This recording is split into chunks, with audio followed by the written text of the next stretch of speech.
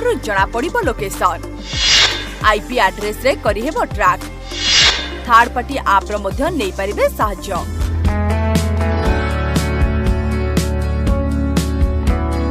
Phone number रु location जानिबा एक कष्टकर पाठ। एहा केवल फिल्म मानकरे संभव हेबार देखिबा को मिलथाय।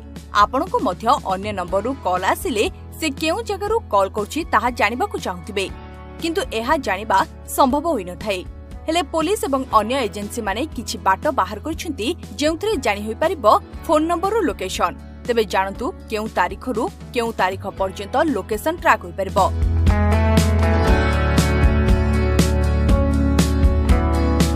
आसंतु जानिबा लोकेशन ट्रैक रो किछि उपाय।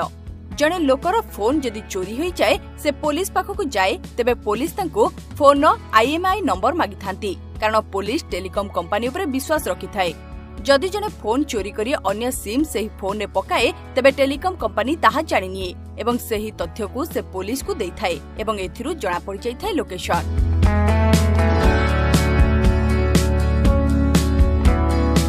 आईपी एड्रेस द्वारा मध्य कोनोसी फोन रो लोकेशन को ट्रैक करा जाय परिबो।